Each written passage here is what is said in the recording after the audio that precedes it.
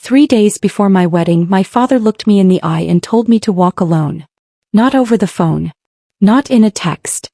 He sat across from me at the kitchen table where I had eaten 1,000 meals as a child, where I had done homework and cried over report cards, and once at age 9, announced that I wanted to be an architect when I grew up. He sat in the same chair he always sat in with his coffee going cold beside him, and he said it like he was telling me the weather. "Cressida, I am not going to walk you down the aisle. I think it is better if you go alone." 5 sentences. That was all it took to collapse 31 years into a single moment I will never stop carrying. My name is Cressida Landry. I am 31 years old. I grew up in Burlington, Vermont, where the winters are long and honest and the summers are so beautiful they almost make you forget what February costs you. I grew up in a yellow house on Maple Street, 3 blocks from the lake, with a father named Gerald and a mother named Patrice and a sister named Reina who was 4 years older and had, from the very beginning, occupied a different universe than the one I lived in. Before we go any further, if you are new here, welcome. This channel is where real stories about family live, about the people who fail you and the ones who refuse to, about learning the difference between the family you are born into and the family you actually build. If that is something you need today, hit subscribe and stay with me because this story is one I have been waiting a long time to tell. I want to tell you about Reina first because you cannot understand what happened at that kitchen table without understanding her. Reina was the kind of person who filled every room she walked into, not because she was warm, but because she was loud and certain, and our parents had spent her entire life confirming that certainty. She was the center of our family's gravity for as long as I could remember, and she had learned early that the center was a place worth protecting at any cost. I was the younger one. The quieter one. The one who sat in the back of the car reading while Reina performed for the front seat. I built things in the garage while she rehearsed speeches in the living room. When I was 11, I taught myself to read architectural blueprints from a library book I had checked out 4 times in a row. When I was 13, I redesigned my bedroom entirely, moved every piece of furniture, repainted the walls a deep slate blue, and installed a desk shelf using brackets I bought with my own lawn mowing money. My mother walked in and said it looked crooked. My father nodded and said I should have asked for help. Neither of them said anything else about it. That same year, Reina won the Vermont Regional Debate Championship. My parents drove 2 hours to watch. They had a cake made. They framed the certificate and hung it in the hallway next to the family photos. I am not saying she did not deserve to be celebrated. I am saying that I spent years after that trying to figure out what I would have to do to get my name on that wall. And the answer, as it turned out, was nothing. There was no version of my accomplishments that was ever going to make it onto that wall. I just did not know it yet. By the time I graduated high school, I had a 3.9 GPA and a partial scholarship to the University of Vermont's architecture program. I had also been running a small drafting service for 2 neighbors, drawing deck plans and room addition sketches for $60 each. When I told my parents about the scholarship, my mother asked if architecture was going to be stable. My father said that was a good question. Reina was already 2 years into a business degree at Boston College, funded entirely by my parents. I paid the remainder of my tuition myself. I do not think my parents ever knew the exact number. Here is what I want you to understand about the years that followed. I do not have a story of screaming fights and slammed doors. My family did not operate that way. What they did instead was quieter and in some ways harder to name. It was the silence after I told them I had won a design competition in my junior year. It was the way my father changed the subject when I mentioned my first real client, a small restaurant in Burlington that wanted a full renovation plan. It was the way my mother's eyes moved to Reina whenever I spoke for more than 2 sentences, as if she was waiting for the more interesting conversation to resume. It was 1,000 small erasures over 31 years, each one easy to explain away on its own, and devastating in accumulation. Reina got married at 28 to a man named Dominic who wore expensive watches and spoke at a volume that suggested he believed every room was a boardroom. My parents cried at the wedding. My father's toast went 6 minutes. He talked about Reina's strength and vision and grace. He said she had always known exactly who she was. I sat at the 3rd table from the front and clapped at the right moments and thought about the shelf I had built at 13 and the scholarship nobody had made a cake for. I met Beckett Calloway at a job site in Burlington when I was 27. I was the junior architect on a mixed-use development near the waterfront and he was the civil engineer overseeing the drainage infrastructure. He showed up on a Tuesday morning in October with mud on his boots and a rolled set of plans under his arm and asked me a question about the East Foundation wall that told me immediately he had actually read my drawings. Nobody ever reads the drawings.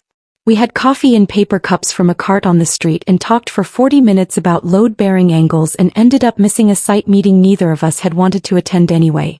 He introduced me to his father 3 weeks later. Wallace Pruitt. 67 years old. Retired civil engineer, widower, lived alone in a farmhouse outside of Shelburne that he had spent 20 years slowly restoring board by board. He had the kind of hands that told you everything, wide and scarred and permanently stained at the knuckles from decades of work. He clearly had no intention of stopping.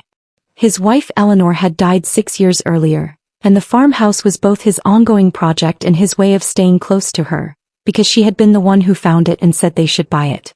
He finished what she started. That was Wallace in one sentence. He called me kid the first time we met, not dismissively but warmly, the way you call someone kid when you have decided to care about them. By the second visit he had shown me the original 1920s window casings he had stripped and refinished himself. By the third he had drawn me a structural detail sketch for a problem I had mentioned on the phone to Beckett 3 days earlier, without being asked, without making anything of it, just left it on the kitchen table for me to find. You have a good eye, he told me the first time he walked through a project I had designed. He stood in the middle of a gutted commercial space I was converting into a small community arts center and turned slowly, taking in the bones of it before the finishes went in. You can always tell when someone designed something they actually believed in, he said. It looks different from the inside. Nobody in my family had ever said anything like that to me. Beckett proposed on a Sunday evening in early November on the waterfront path near the boathouse where we had our first real conversation. The lake was that particular shade of gray-green it gets before the first hard freeze. He said he had been trying to find the right moment for 3 months and had finally decided the right moment was any moment I was standing in it. He pulled out a ring that had belonged to his mother. A small oval sapphire set in white gold. Wallace had kept it in a drawer for 6 years waiting for the right time to pass it on. I said yes before Beckett finished the sentence. I called my parents that night. My father answered and said congratulations in the same tone you use when a coworker finishes a report. My mother asked if his family was established. I told her his father was a retired engineer. She said oh, and in that single syllable I heard everything she had decided not to say out loud. I asked my father to walk me down the aisle 2 weeks later. He said yes without hesitation, the way you agree to something you have no intention of thinking about until you absolutely have to. Beckett held my hand afterward and said what he always says when I give my family a chance they have not earned. You know who they are, Cress. I know, I said. But I have to give them the chance. He nodded. He never argues with me about my family. He just makes sure the landing is soft when they inevitably let me down. They let me down on a Wednesday evening. 3 days before the wedding. My father at the kitchen table. His coffee going cold. And the reason when it finally came out did not surprise me at all. It never does, when you have spent 31 years watching the same pattern repeat itself without anyone in the room ever admitting it was a pattern. It was Reina. It was always Reina. And this time she had finally gone too far. Reina's marriage to Dominic had been unraveling for the better part of a year, and the whole family knew it the way you know a pipe is leaking inside a wall. You cannot see it, but the damage is already spreading through everything it touches. Dominic traveled constantly for work, which is a polite way of saying he was rarely home and even rarer present when he was. Reina had 2 children, a 5-year-old named Petra and a 3-year-old named Cole, and she was raising them largely alone in a 4-bedroom house in Stowe that she had chosen because it was impressive from the outside. She was not happy. That much was clear to anyone paying attention. The problem was that instead of dealing with her unhappiness, Reina had developed a talent for redistributing it, and I had been her preferred destination for most of my life. The first time she used the children as leverage was over Christmas the year before my wedding. My parents hosted at the Yellow House on Maple Street, and Reina announced 3 weeks before December that she wanted the dining room rearranged to a specific seating arrangement, one that placed her at the head of the table and moved me to the far end next to the window that drafts in winter. My mother complied without discussion. When I mentioned quietly to my father that the arrangement seemed pointed, he said Reina just needed things to feel stable right now. She's going through a lot. That became the answer for everything that year. Reina is going through a lot. It covered rearranged furniture and a birthday phone call she forgot and later blamed on the children being sick, which I found out was not true because my mother mentioned offhandedly that she had spoken to Reina that same evening and she had sounded completely fine. The second time was in the spring. My parents had offered to host a small engagement dinner for Beckett and me. Reina called my mother 2 days before and said the timing was bad, that Petra had a recital that same weekend. My mother called me and asked if we could move it. I said the date had been set for 3 weeks and Beckett had already cleared his schedule. My mother said she did not want Reina to feel excluded. We moved the dinner. Reina came, arrived 40 minutes late, spent most of the evening talking about Petra's recital and left before dessert. Beckett said nothing on the drive home. He did not have to. The third time I did not witness. I heard it. I had stopped by my parents' house on a Tuesday to drop off some paperwork my mother had asked for, related to the wedding venue deposit. The front door was unlocked as always and I let myself in and heard my father's voice from the kitchen, low and careful, the tone he uses when he is managing something without wanting anyone to notice. I stopped in the hallway. And then I heard Reina's voice through the phone on speaker, and what she said removed any impulse I had to announce myself. If you walk her down that aisle, I am not bringing the kids to Thanksgiving or Christmas this year. I mean it. I cannot watch you do that for her right now. Not with everything I am carrying. It is too much for me. My father was quiet for a long moment. Then he said her name the way he always says it, soft and careful, like something he is afraid of breaking. And she said, "I need you to choose." I stood in that hallway for maybe 20 seconds before I backed out the front door and sat in my car in the driveway with my hands on the steering wheel and the sound of my sister's voice running through my head. "I need you to choose." The thing that gutted me was not that she had said it. It was that I already knew exactly what he was going to decide. He came to tell me in person 2 days later, which I suppose he thought was a kindness. He called ahead, which was unusual enough that I knew something was wrong before he arrived. I was at my drafting table working on revisions for a young couple's first home. I saved my work before I answered the door. He still had his coat on when we sat at my kitchen table, which meant he was not planning to stay. He looked at his hands once and then at me and said it without preamble. "Cressida, I am not going to walk you down the aisle. I think it is better if you go alone." I looked at him with the particular stillness that comes when something you have been quietly dreading finally arrives and the dread becomes a flat, clear fact. I asked him why, already knowing. He said it was because Reina was struggling, that her marriage was under enormous strain, that watching him walk me would be too painful given everything she was carrying. He said it the way someone reads from a script they have memorized but do not entirely believe. I asked him one question. "Did she threaten you with the grandchildren?" He looked at his hands. He did not answer, which was its own answer. I told him I understood, and I meant it in the worst possible way. I understood that his comfort with Reina had always cost me something. I understood that the path of least resistance ran directly through my life and he had been walking it for 31 years. This was not a new decision. It was the same decision he had been making since the debate certificate went on the wall and my shelf went uncelebrated. This was just the version with a date attached. He left 20 minutes later. I watched his car disappear down the street, went back to my drafting table and stared at the plans without seeing them. Beckett came home at 6 to find me still there, the same file open, a cup of tea gone cold beside me. He set his bag down, looked at my face and did not ask what happened. He just pulled up a chair and sat next to me and waited. "My dad is not walking me," I said. He was quiet for a moment. "Then what do you want to do?" "Not I will fix this." "Not I told you so," which he had every right to say. "Just what do you want to do?" The most important question you can ask someone whose agency has just been taken from them by the person who was supposed to protect it. I told him I did not want to walk alone. He said I would not. He poured the cold tea down the sink, made a fresh cup, set it in front of me and sat back down. His eyes were steady the way Wallace's eyes are always steady, that particular calm that comes not from the absence of feeling but from the decision to be solid anyway. I thought about Wallace then without saying it out loud, and something shifted quietly in the back of my mind. My best friend Nadia called the next morning. We had known each other since freshman year of college, 2 women in a program that was mostly male, figuring out how to take up space in rooms not built with them in mind. She had been my maid of honor since the moment Beckett proposed, mostly because she had called me the morning after and announced she was assuming the role and I could either confirm or face consequences. I confirmed. Nadia had run into Reina 2 days earlier at a coffee shop in Burlington, a coincidence that turned out to carry more than either of them had expected. "Your sister was on the phone the entire time," Nadia said. Loud enough that the whole room could hear. She said Reina had been telling someone about the wedding, about how stressful it all was, about how everything always ended up revolving around me. Nadia paused before the next part.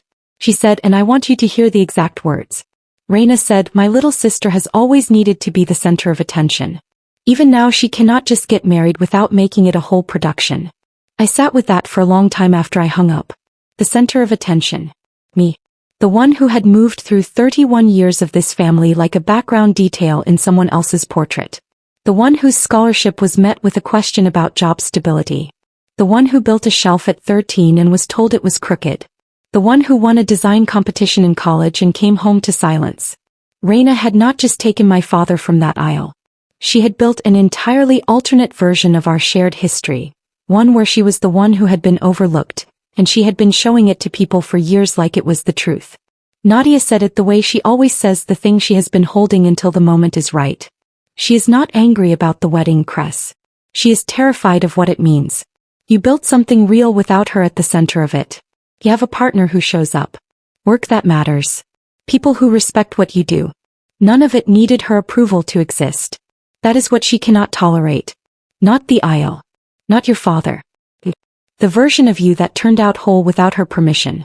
I did not answer right away. I looked at the plans on my drafting table, at the clean lines of a foundation drawn from nothing, and I thought about a farmhouse outside of Shelburne being restored board by a man who had spent 6 years finishing what the person he loved most had started. And I knew with the same quiet certainty I feel when a structural drawing is right, exactly who I was going to ask. Wallace Pruitt lived 20 minutes south of Burlington on a county road that runs along the edge of a ridge before dropping into the Champlain Valley. The farmhouse sat at the end of a gravel drive lined with old sugar maples that had been there longer than the house itself. In the fall their canopy turned a deep amber that made the whole property look like something a painter had decided to exaggerate. In winter the same trees stood bare and black against the snow, and the house glowed warm from the inside like something that had long ago decided not to apologize for still being standing. I had been to that farmhouse more times than I could count by then.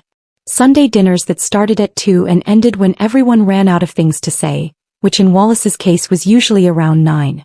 Afternoons where I sat at the kitchen table going over project drawings while he worked in the adjacent room. The sound of his tools a background rhythm I had stopped noticing because it had become as natural as the house settling. He had rebuilt the front porch the previous summer, replaced every board, reseated the posts, added a small overhang that Eleanor had always wanted and never gotten around to requesting. He did it without ceremony, without announcement, without anyone asking. That was how Wallace operated. He saw what was needed, did it, and never required credit. I drove out on a Thursday morning, 2 days before the wedding. The sugar maples were bare.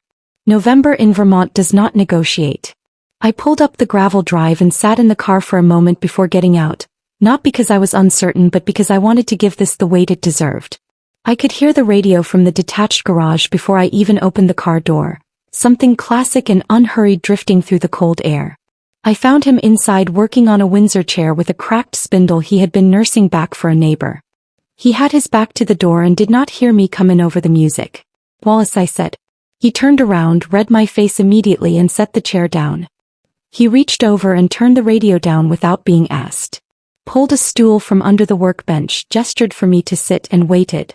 Did not ask what was wrong. Did not fill the silence with anything. Just made space for whatever I had come to say. I told him everything.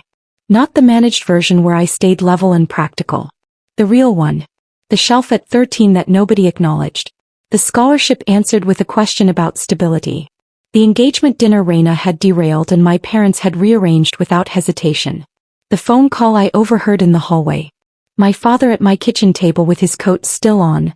5 sentences delivered like a weather forecast.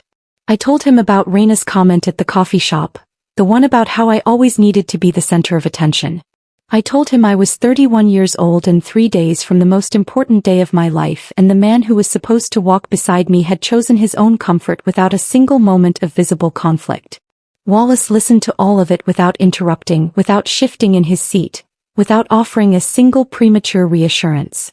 When I finished he was quiet for a moment, hands resting on his knees, looking at the middle distance the way he does when he is thinking something through before he speaks.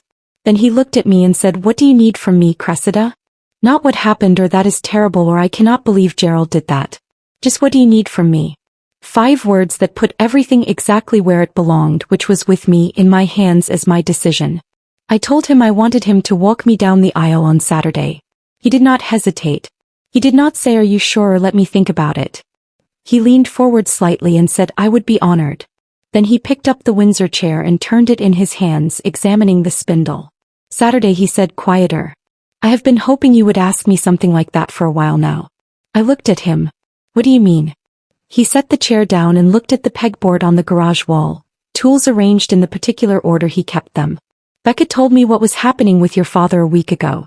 Not to interfere. Just so I would not be blindsided." He glanced at me. "That boy worries about the right things. I have been trying to figure out how to offer without overstepping." He picked up a finishing cloth and ran it along the chair's seat. Turns out I did not have to figure it out after all.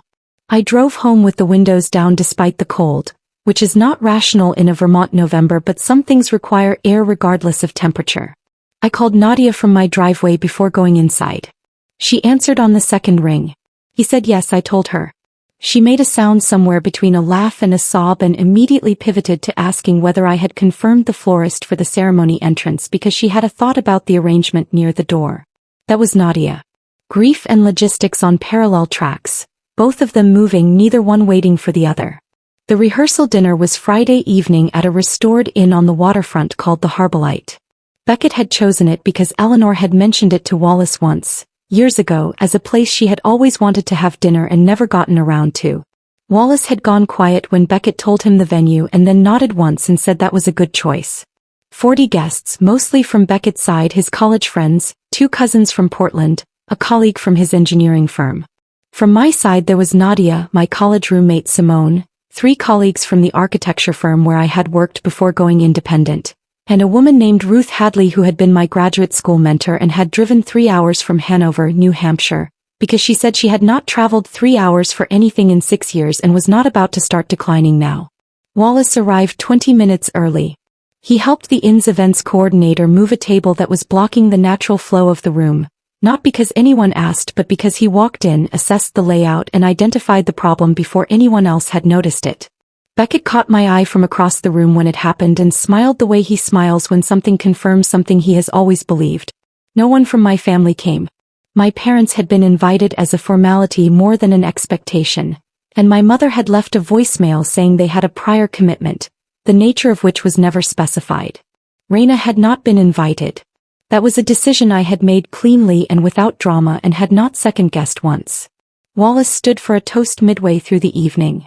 He held his glass the way he holds his tools, firmly and without affectation. He said he was not accustomed to public speaking but that some things needed to be said in front of witnesses. He talked about the first time I came to the farmhouse and asked him a structural question about the community arts center, and he had gone home that evening and looked up 3 things he had not thought about in years because the question had been more interesting than the ones he usually heard. He said that was when he understood the kind of architect I was. Not just someone designing buildings but someone thinking about what happened inside them. He paused, looked at his glass briefly, then back at the room. "I never had a daughter. Eleanor and I talked about it over the years, the way you talk about things you have made peace with but not forgotten." He looked at me then. "I am not trying to replace anything for anyone at this table. I am just saying that some people come into your life and make it larger than it was before they arrived. Cressida did that. And I am grateful every week that my son had the sense to be standing next to the right foundation wall on the right Tuesday morning." He raised his glass. "To Cressida and Beckett. And to showing up." Beckett put his hand over mine under the table.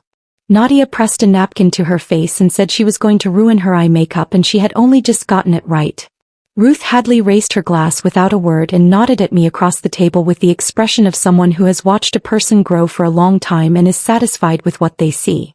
I drove home at 10 with the radio off the whole way, needing the silence more than I needed sound. I sat on the porch in the cold with a blanket and a cup of tea and looked at the maple in the front yard and the quiet street and the lights in the neighboring houses, and I thought about how a life looks different depending on which side of it you are standing on. From the outside, mine had probably always looked ordinary. A girl from a yellow house on Maple Street who got a scholarship, paid her own tuition and built a small business from scratch.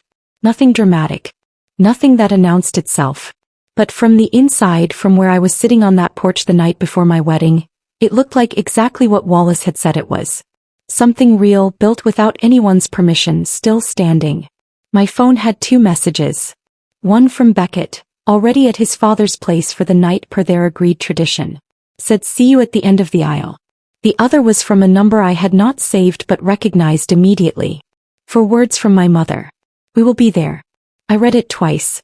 Set the phone face down on the porch railing. Went inside.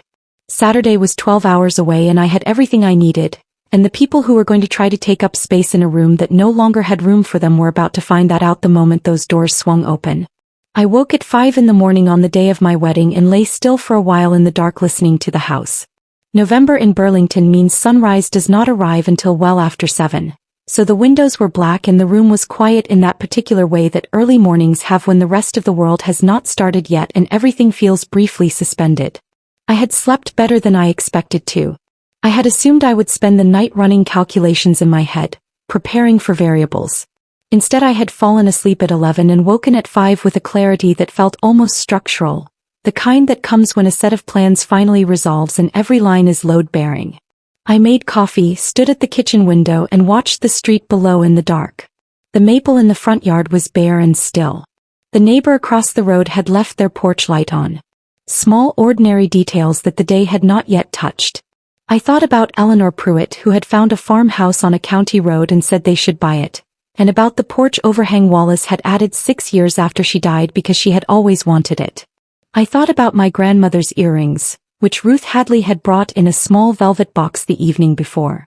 Pearl drops, simple and exactly right.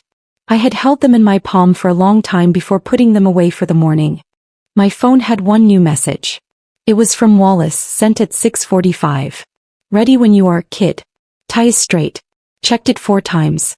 I read it standing at the kitchen counter with my coffee warm in my hands and something cracked open in my chest that was not grief and not relief but some third thing that does not have a clean name.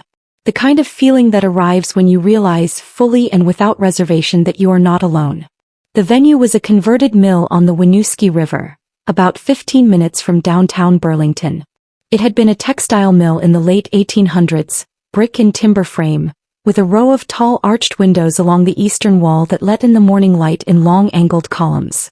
I had chosen it the first time I walked through it because of those windows and the exposed beams overhead, the kind of structural honesty that tells you the people who built it did not try to hide what it was. It seated 220 and smelled like old wood and river water, and on the morning of my wedding it looked like exactly the right place. Nadia was already there when I arrived at 8. She had a coffee waiting, her makeup kit open on the bridal suite table, and the specific expression she wears when she has been awake since 6 and has already solved 3 problems no one else knows about yet. She handed me the coffee, looked me over once and said, "You look like someone who slept." I said I did. She said, "Good, sit down, we have 2 hours and I have opinions about your hair." The bridal suite at the mill was a long narrow room on the 2nd floor with a window that looked out over the river. The water was low and dark in November, running fast over the rocks below the old mill race. I sat in the chair while Nadia worked and watched the river and thought about nothing in particular, which is a skill I have spent years developing and still do not always manage. Ruth Hadley arrived at 9 with the earrings and helped me put them on and stood back and looked at me the way she looks at a finished drawing, critically and then approvingly, and said, "Eleanor would have liked you very much." I asked her how she knew. She said, "Because you finish things." Simone arrived with the bridesmaids at 9:30. There were 4 of them in total, Nadia, Simone, and 2 women from the architecture firm, all in a deep navy that Nadia had selected because she said it was the only color that worked for everyone and she was not having any arguments. There was also no one from my family in that room. My mother's text the evening before had said "we will be there," for words that were more announcement than warmth. I had read it twice on the porch and set my phone down and that had been the end of it. At 10:45 there was a knock at the bridal suite door. Nadia opened it. Wallace stood in the doorway in a charcoal suit that Beckett had taken him to buy the previous week, white shirt, a tie in a deep burgundy that had been Nadia's suggestion because she had decided to have opinions about Wallace's outfit as well, which Wallace had received with the equanimity of a man who understood he was outnumbered. His hair was combed. His shoes were polished. His hands were the same as always, wide and scarred and permanent, sticking out of the pressed cuffs of his jacket like they belonged to a different decade than the suit, which they did and which was exactly right. He saw me in my dress and stopped. For a man who measures everything to the nearest fraction, who levels every surface before he works on it, who has spent 40 years making sure things are exactly where they are supposed to be, Wallace Pruitt stood in that doorway and could not find a single word for approximately 10 seconds. Then he said, "Oh, just the one word." And then he blinked twice hard and said, "You look like someone who built something worth building." I told him not to make me cry because Nadia had just finished my mascara. He said he was not crying, it was cold outside and it had followed him in. Nadia said it was 62 degrees in the building. Wallace said that was very cold for some people. The room laughed and the weight lifted and everything settled back into the forward momentum of the day. He reached into his jacket pocket and set a small folded piece of drafting paper on the table beside me, the heavyweight cream kind I keep on my own desk. I unfolded it. A pencil sketch of the mill building, the arched windows, the roofline, the river behind it. In the lower right corner, in his precise engineer's hand, C&B November. He had drawn it from a photograph Beckett had shown him the night before while Beckett was sleeping. I held it for a long moment. Then I folded it carefully and put it in the small clutch bag I was carrying, next to my grandmother's letter that Ruth had delivered 8 months earlier and that I had read more times than I could count. The letter had come hand-delivered in a cream envelope with my grandmother's handwriting on the front. Her name was Vera Landry and she had died when I was 19. She had been a watercolor artist. Lake Champlain landscapes sold at a small Burlington gallery for 30 years. My parents had found her work modest. I had always thought it was the most honest thing I had ever seen. Ruth had been her closest friend. She told me Vera had given her the envelope 2 weeks before she died and told her to hold it until I was getting married. Ruth said she had carried it for 12 years. I opened it alone that evening at my kitchen table. 7 sentences. Vera had always been precise. Cressida. By the time you read this you will have built more than you know. I have watched you your whole life and I want you to understand something your parents never managed to say. You're not too much. You were never too little. The people who could not see you were looking in the wrong direction. Walk into that room like you designed it. Because in every way that matters you did. I had read it until I had it memorized, the way you read a load-bearing calculation checking every element. And every time I arrived at the same conclusion. He was right. She had known me well enough at 19 to understand that I would need to hear it standing in a room full of people who had spent years looking in the wrong direction. At 12:50 the ceremony coordinator knocked and said 15 minutes. The bridesmaids lined up in the hallway. Nadia looked back at me from the door with the expression she reserves for moments she does not have words for, which is rare enough that I notice it every time. Ruth Hadley was already in her seat in the front row. Wallace offered me his arm in the hallway, the same arm that had hauled lumber and mixed concrete and spent 40 years building things that were still standing. I placed my hand on his forearm and felt the steadiness of someone who does not need to be asked to show up because showing up is simply what they do. "You good?" he said. "I'm good," I said. "Good." He straightened slightly the way he does before he starts any job he intends to finish properly. "Then let us go show them what it looks like when somebody gets it right." The doors at the end of the hall were closed. Behind them were 200 people, a string quartet, a November morning coming through the arched windows of an old mill on the Winooski River, and at the end of the aisle Beckett Calloway with his hands at his sides and his eyes already full.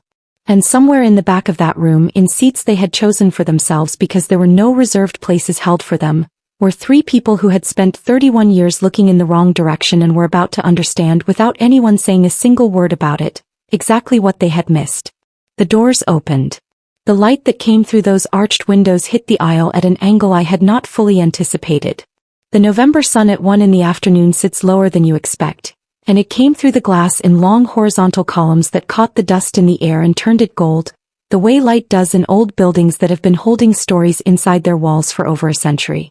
I noticed it in the first 3 steps, the way I notice when a structural element performs better than the drawing predicted. Wallace walked at a measured pace. Not slow the way people slow when they are being ceremonial and self-conscious about it, but deliberate the way he does everything with the full weight of his attention on each step. His arm was steady under my hand. I could feel the solidity of him, not just physically but in some other way that is harder to name, the solidity of a person who has built things and buried someone he loved and kept showing up anyway. I matched his pace without thinking about it. Left, right, left. The way you find a rhythm when you are working alongside someone who knows what they are doing. 200 people turned when those doors opened. I felt them before I saw them, that collective shift in the room when an entrance happens and everyone orients at once. I looked straight ahead. Not at the rows of guests, not at the arched windows, not at the back corner of the room where I knew without looking that 3 specific people were seated. I looked at the end of the aisle. I looked at Beckett. He was standing at the altar with his hands clasped in front of him and his jaw tight in the way it gets when he is holding something in. His eyes found mine the moment the doors opened and did not move. He nodded once, small and certain, the same nod he gives me when a plan is solid and we both know it. Then his expression broke open slightly and he smiled, and it was the smile he reserves for things that matter, wide and unguarded and completely without performance. I had seen that smile the night he proposed on the waterfront path. I had seen it the first time I walked through the mill and said, "This is the one." I saw it now and everything else in the room went quiet. I heard the sounds anyway in increments as we moved. A soft exhale from the 3rd row. Someone pressing a tissue to their face near the middle. A murmur from Beckett's college friends, the sound of people assembling a story in real time. I did not turn my head. I kept my eyes on Beckett and my hand on Wallace's arm and my feet on the reclaimed timber floor. We were 12 steps from the altar when I heard it. A sound from the back of the room, distinct from the others. Not loud. Just present. The sound of someone standing up from a wooden pew and then sitting back down, the brief creak and shift of it, followed by a stillness that felt different from the stillness around it. I did not look. I did not need to. Ruth Hadley told me afterward exactly what had happened, because Ruth had a direct sight line to the back row and the kind of attention to detail that comes from 30 years of teaching other people how to see.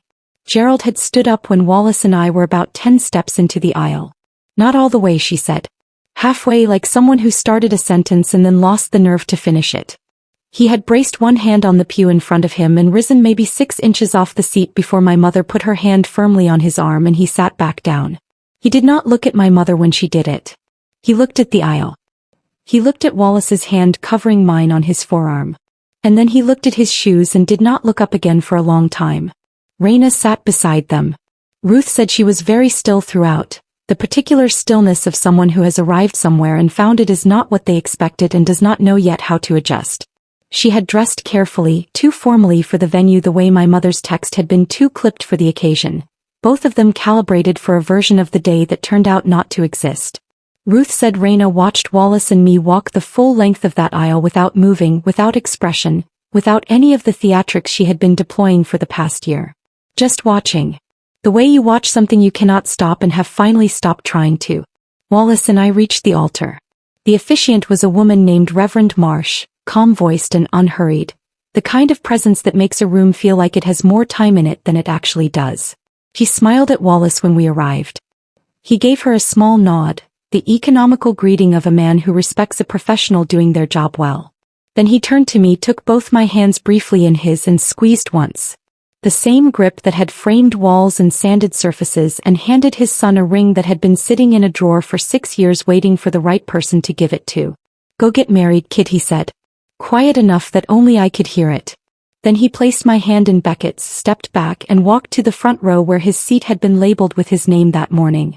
Beckett leaned in the moment Wallace stepped away. His voice was low just for me. "He looks like he has been waiting for this his whole life." I looked over Beckett's shoulder at Wallace settling into his seat, running a hand along the front of his jacket, already looking slightly more comfortable now that the ceremonial part was done and he could go back to being a person watching rather than a person being watched. I said, "He has." Beckett said, "So have I." Then Reverend Marsh began and the room went still in the way rooms go still when something real is about to be said in public. The ceremony was 40 minutes. I remember it the way you remember a building by its most distinctive structural element rather than every room inside it. The light narrowing through the eastern windows as the afternoon moved. Nadia at my left shoulder losing the battle against tears incrementally. Beckett's hands around mine, warm and certain, and the way he said his vows like a man who had not memorized a speech but had simply thought carefully about what was true and was saying it out loud.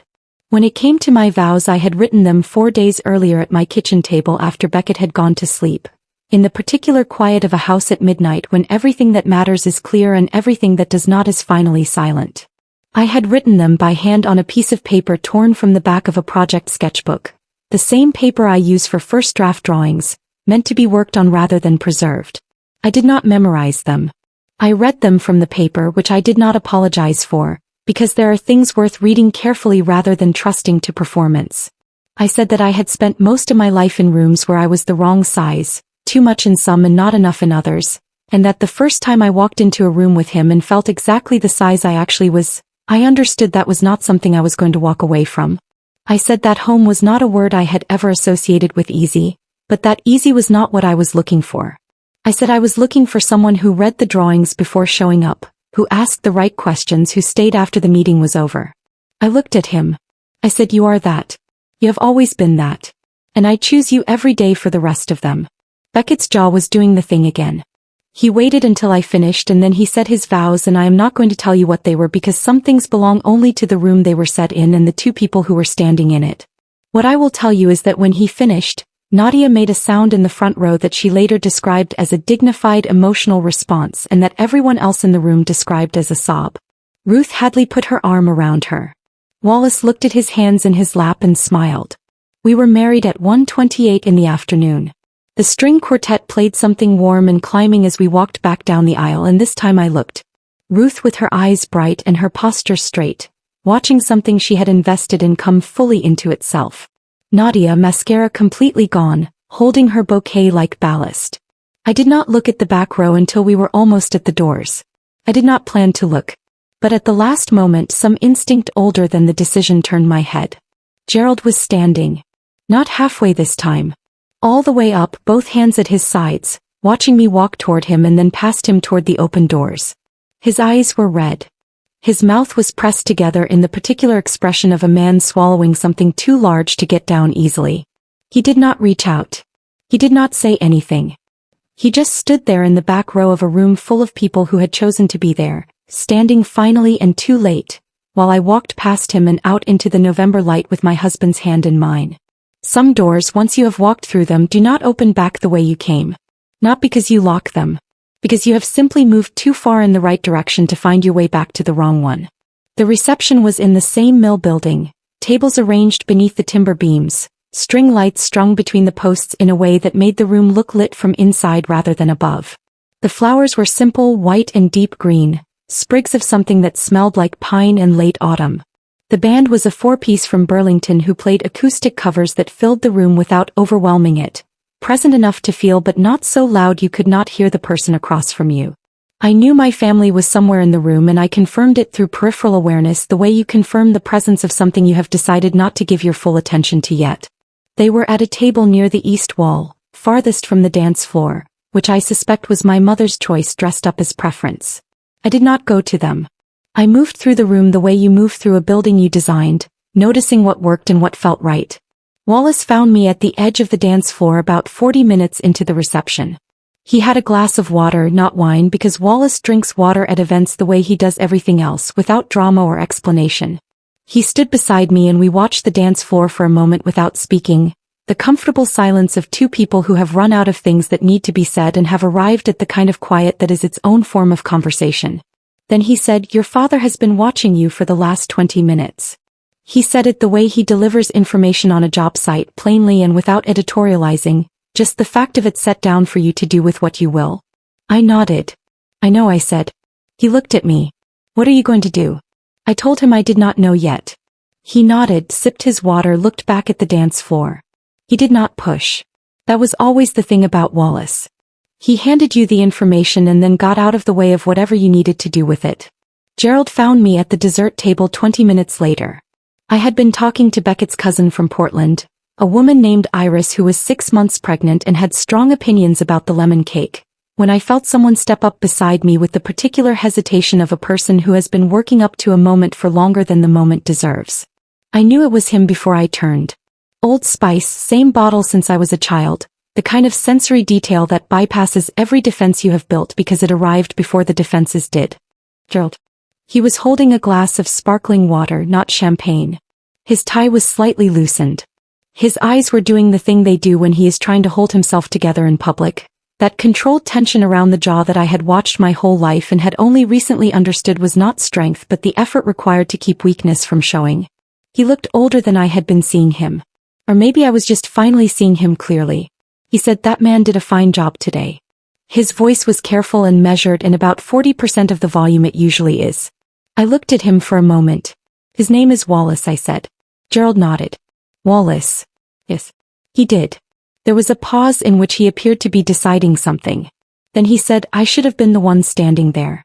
I set my plate down on the table edge and looked at him with the same flat clarity I had looked at him with at my kitchen table a week earlier. Not anger, not grief, just the clear-eyed view of someone who has finally stopped waiting for a different version of the person in front of them. I said, you were asked. You had a year to prepare. You said yes and then you chose differently when it cost you something. He flinched. Small and controlled and entirely visible to anyone paying attention. I said, I am not angry about it anymore. I want you to understand that. But I am also not going to stand here and tell you it was fine because it was not fine, and we have been telling each other things were fine in this family for 30 years and I am done with that. He looked at the table. Then at me. He said, I know. 2 words, spoken quietly, with the weight of a man who means them and also knows they are nowhere near enough. Patrice appeared at his elbow then, the way she always appears when a conversation is going somewhere she cannot control, hand on his arm, body already angled toward an exit. She leaned toward me slightly and said, let us not make this the night's story, Cressida. I looked at her. I said, it already is not. That is the point. Then I turned back to Iris and the conversation about lemon cake and did not watch them walk away. What I did not know until Ruth told me later was that after Gerald returned from the dessert table, he sat down and did not speak for a long time. The band was playing something slow. Ruth said he watched the dance floor and then looked at Wallace, who was dancing with Nadia at the edge of the floor in the careful way of a man who had warned everyone he steps on feet and meant it. And Gerald said quietly to no one in particular, he built her a life. Same way I should have. Patrice said nothing. Reina looked at her plate. The table stayed quiet for several minutes. The silence of 3 people sitting inside a truth none of them could exit. Reina left at 6 through the side door near the east wall, while the band was playing and the room was loud enough that her absence did not register until after it had already happened.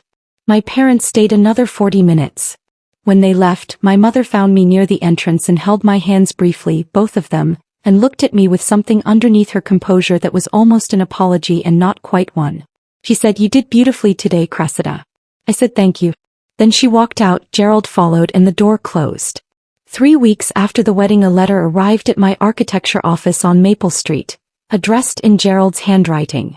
I opened it at my desk alone, late on a Thursday afternoon when the office was empty and the street outside was already dark at 4:30 the way it gets in Vermont by late November.